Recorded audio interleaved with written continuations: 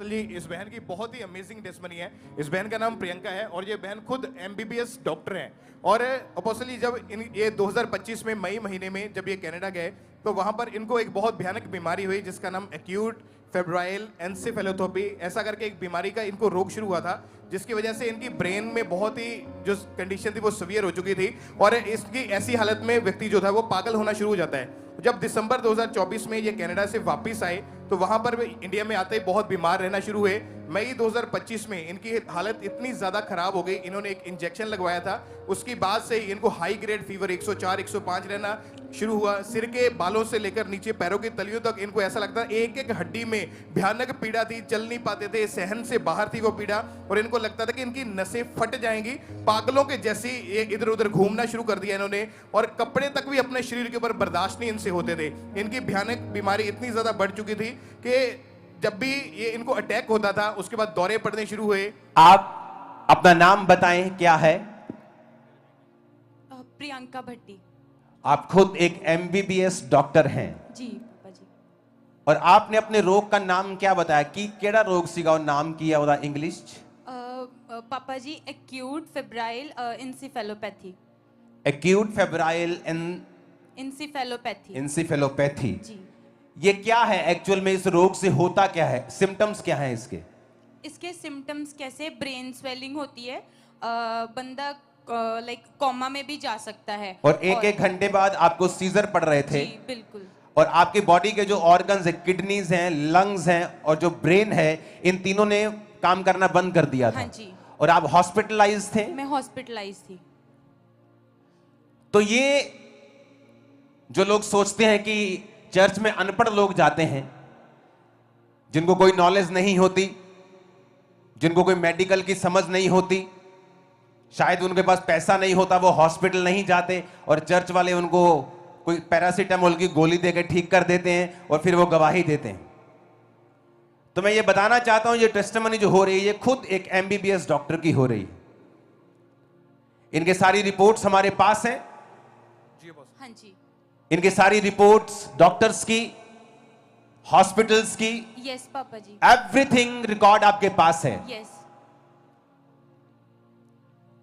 और जब सीजर पड़ते थे, जो ब्रेन डैमेज हुआ, जो किडनी काम नहीं करती थी, लंग्स काम नहीं करते थे, वो सारा कुछ डॉक्यूमेंटेड आपके पास है। हाँ जी पापा जी। लाखों रुपया आप डाइपर्स लगाते थे क्योंकि आपको पैरालाइज हो चुका था। हाँ जी। और डॉक्टर ने क्या कहा था कि आपके इंटरनल जो ऑर्गन डैमेज है, मेमोरी लॉस हो जाएगी, लंबे समय तक दवाइयां चलेंगी और पैरालाइज। हाँ जी, ऐसे बोला था उन्होंने, बोला था कि आपका जो राइट साइड थी वो पैरालाइज थी, पैरालाइज हो रहे, अटैक आ रहे थे और आप उठने, और आपको डाइपर लगा के। मुझे डाइपर कौन लगाता था डाइपर? मम्मा आपको लगाते थे। आपके मदर आपको डाइपर लगाते थे? Yes papa. जब आप डेथ बेड पे थी, आपने लिखा आपकी माताजी बहुत रोती थी। हाँ जी पापा जी। लेकिन आपकी मम्मी एक बात बोलती थी कि मेरा धर्म बदल जाएगा। नहीं, मैं बोलती थी। आप बोलती थी? मैं बोलती। क्या बोलती थी बताओ। पापा जी मैं 2023 से कनाडा गई, उसके बाद क्या हुआ कि मेरे को मतलब ये प्रॉब्लम स्टार्ट हुई तो मम्मा आपको फॉलो करते थे। मम्मा और पापा का बहुत विश्वास था, लेकिन कनाडा की जो टोरंटो ब्रांच है, मैं वहाँ पे गई थी, 3 बार गई थी। वहाँ पे माहौल देख के मुझे ऐसा लगा कि ये जो परमेश्वर के दास हैं, ये सब कुछ ही क्रिश्चियन वाला करवा देते हैं, मतलब बच्चों के नाम, मतलब धर्म बदल देते हाँ हैं, जी, सारा कुछ क्रिश्चियनिटी में कर देते हैं, तो हाँ मुझे जी, इस धर्म को फॉलो नहीं करना। हाँ जी। मैं बोलती थी कि मैं कैसे करूंगी, ये तो बिल्कुल ही मेरा रिलीजन चेंज हो जाएगा। तो मेरे को इतना पता था कि मेरे मम्मा की जो हीलिंग है वो प्रेयर माउंटेन से हुई है। मेरे मम्मा और मेरे पापा बहुत ज्यादा आपको मतलब आप में बिलीव करते थे और परमेश्वर में बिलीव करते थे। आप एक एमबीबीएस डॉक्टर थी खुद। हाँ जी। आप चर्च में गई और आपने कहा कि नहीं, ये धर्म बदलते हैं तो मुझे ये फॉलो नहीं करना। हाँ जी। उसके बाद आपकी तबीयत बिगड़ गई, आप वापस आ गई पंजाब में, हाँ जी। हॉस्पिटलाइज हुई। हाँ जी। एक घंटे बाद सीजर आने लगे, बॉडी पैरालाइज होने लगी। हाँ जी। आपको डाइपर लगा के रखने पड़े। हाँ आपका किडनी, लंग्स एंड ब्रेन ने काम करना बंद कर दिया। हाँ जी। आप टोटल हॉस्पिटलाइज थी। आपकी मदर परमेश्वर को जानती थी। हाँ जी। और वो आपको परमेश्वर के बारे में बताती रही। हाँ जी। और वो आपको प्रार्थना सुनाती रही। हाँ जी।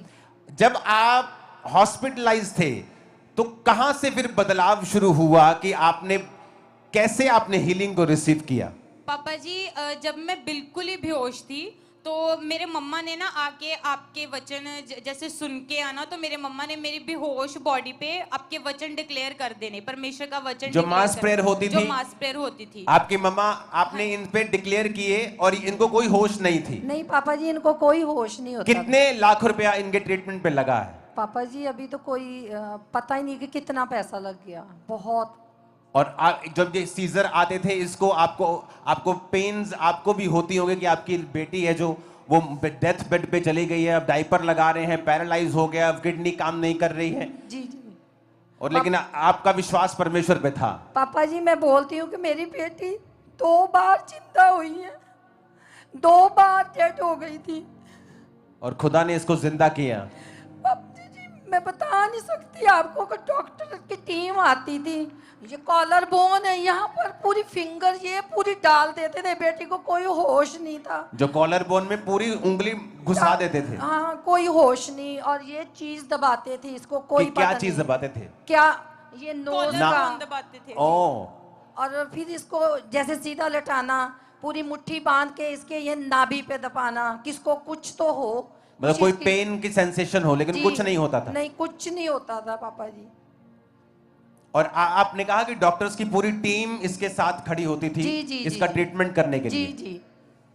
और जब आपने इसको 91 साम डिक्लेयर किया, जब चर्च पे प्रार्थना हो रही थी, डिक्लेयर किया, क्या हुआ इसकी बॉडी पर उस समय जब प्रार्थना हुई तो क्या हुआ इस पर? पापा जी मैं जब भी खुद 91 साम को पढ़ती थी, मुझे ऐसे लगता था जैसे 12 साल की रोगन का विश्वास था कि मैं प्रभु के पल्ले को छूंगी। तो मेरा विश्वास ऐसा था कि मैं 91 जमूर पढ़ूंगी, मेरी सामर्थ प्रभु की मेरी करो कि वो तुम्हारा धर्म। हीलिंग हो गई, फेंकना नहीं। जी जी। चर्च को भी देना है, आप उसे पिक्चराइज करें, उसकी फोटो लें, पूरा डॉक्यूमेंटेड उसे करें और फिर चेक करें। 2004 में मैं कंप्यूटर इंजीनियर था और जब मैं मसीह में आया मैंने भी चेक किया था।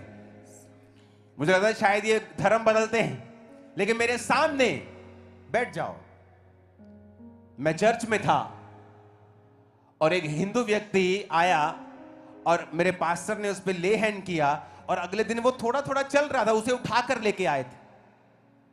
मैं शॉक्ड हो गया। मैंने कहा अगर ये झूठ होता तो मेरी आंखें धोखा नहीं खा सकती। मैं कंप्यूटर इंजीनियर पढ़ा लिखा हूं, क्योंकि मुझे भी यकीन नहीं था। अगर आप 2003 में इस अंकुर नरुला को बोलते कि चंग्याइयां होती हैं, मैं बोलता ये पाखंड है।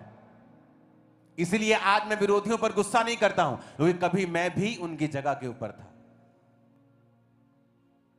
कभी मैं भी उनकी जगह के ऊपर था। अगर वो लोग मुझे मार देते मसीह को गाली निकालने के कारण, तो आज मैं लाखों को प्रचार नहीं कर रहा होता। अगर यीशु मसीह ने धर्म बनाना होता तो हम बोलते। कानून इजाजत देता है धर्म परिवर्तन की,